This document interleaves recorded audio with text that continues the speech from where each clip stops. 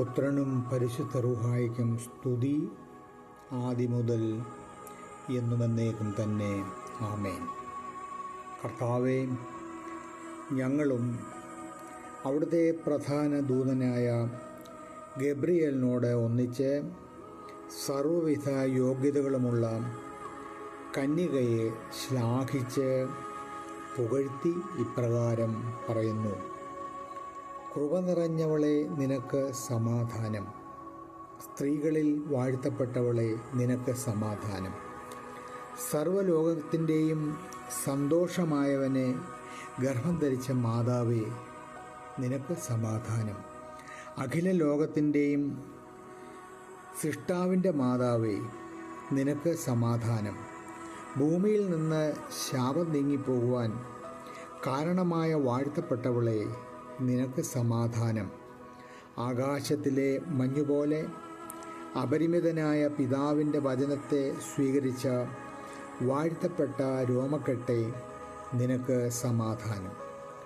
ക്രൂബകൾക്ക് സാമ്യമായവളും ഇടയന്മാരാൽ ആദരിക്കപ്പെട്ടവളുമേ, നിനക്ക് സമാധാനം. അശരീരിയായവനെ തൻ്റെ ഉദരത്തിൽ അടക്കിയ മൺപാത്രമേ, നിനക്ക് സമാധാനം. സർവ്വലോകത്തിനും ജീവനും സന്തോഷവും തന്നിൽ നിന്ന് ഉദിച്ചു എന്ന സർവ്വ നന്മകളുടെയും ഇരിപ്പിടമായവളെ, നിനക്ക് സമാധാനം.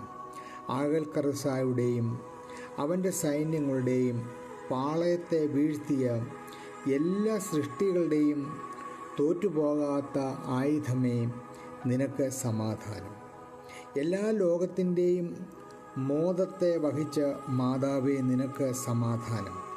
മനുഷ്യകരങ്ങൾ കൂടാതെ തന്നിൽ നിന്നും ശിലയായവൻ വെട്ടിയെടുക്കപ്പെട്ടു എന്ന പരിശുദ്ധ പർവ്വതമേ, നിനക്ക് സമാധാനം.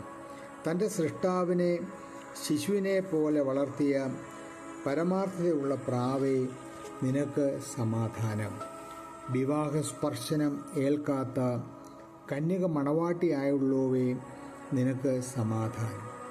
എല്ലാ മനുഷ്യരുടെയും സങ്കേത തുറമുഖമേ, നിനക്ക് സമാധാനം.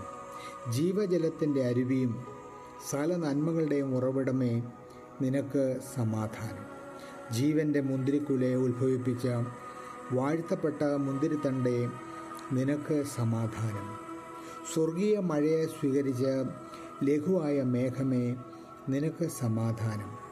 ദൈവിക യോഗ്യതകൾ നിറഞ്ഞ സുന്ദരിയെ, നിനക്ക് സമാധാനം.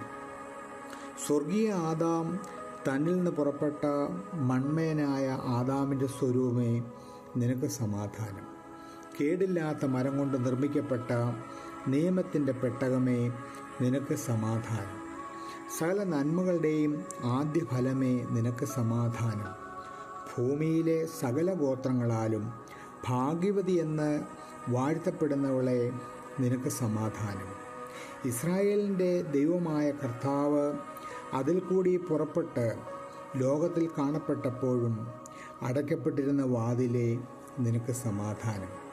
പരിശുദ്ധ മാതാവേ, നീ മാലാഖമാരുടെ യാഥാർത്ഥ്യവും നിബിയന്മാരുടെ പ്രശംസയും സ്ലീഹന്മാരുടെ സന്തോഷവും സഹതയന്മാരുടെ ആമോദവും കന്യകമാരുടെ കിരീടവും പ്രഭയും പുകഴ്ചയുമാകുന്നു. ഞങ്ങളുടെ മശിഹാ തമ്പുരാനെ, നിന്നോട് അടിയങ്ങൾ അപേക്ഷിക്കുന്നു. വാഴ്ത്തപ്പെട്ട നിൻ്റെ മാതാവിൻ്റെ പരിശുദ്ധ പ്രാർത്ഥനകളാൽ ഞങ്ങളുടെ വൈഷമ്യങ്ങളിൽ ഞങ്ങളെ ആശ്വസിപ്പിക്കണമേ. ഞെരുക്കങ്ങളിൽ നിന്ന് രക്ഷിക്കണമേ. പരീക്ഷകളിൽ നിന്ന് വിടുവിക്കണമേ.